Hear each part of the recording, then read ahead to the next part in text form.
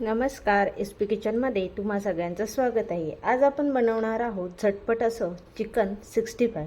त्यासाठी इथे मी चिकन स्वच्छ धुवून त्याचे छोटे छोटे तुकडे करून घेतलेले आहेत। आपण त्यासाठी इथे वापरणार आहोत चिकन 65 मसाला, अंड्यामधील पांढरा बॉल जो असतो तो आपण इथे वापरणार आहोत, आलं लसूण पेस्ट आणि सजावटीसाठी कोथिंबीर। सर्वप्रथम आपण चिकनमध्ये आलं लसूण पेस्ट घालून घेऊया। व्हाईट कलरचा जो आपण अंड्यामधील व्हाईट कलरचा भाग यूज करणार आहोत आणि येलो कलरचा भाग आपण 65 मध्ये घालणार नाही आहोत। त्यासाठी इथे मी एक अंड घेतलेला आहे।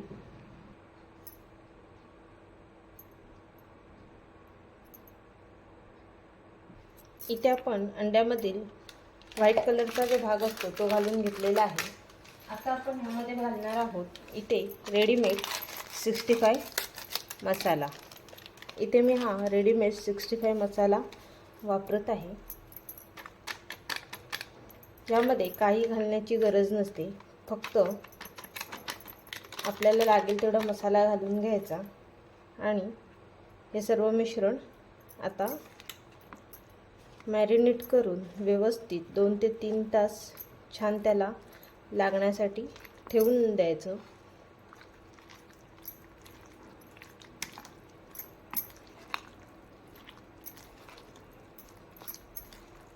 आपण इथे व्यवस्थित मॅरिनेट करून घेतलेलं आहे।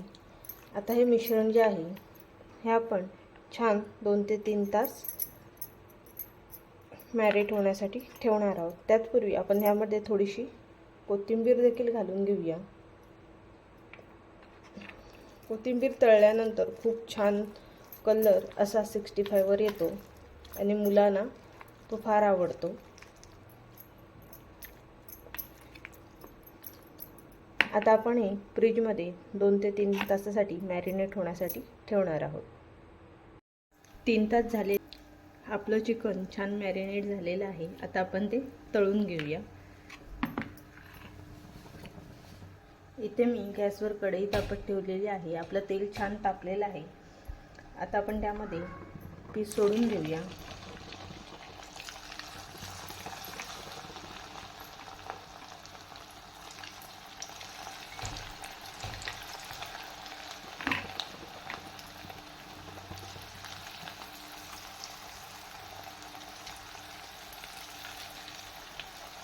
छान कुरकुरीत होईपर्यंत आपण आता पीस तळून घेणार आहोत। कलर पण तुम्ही पाहू शकता किती छान आला आहे।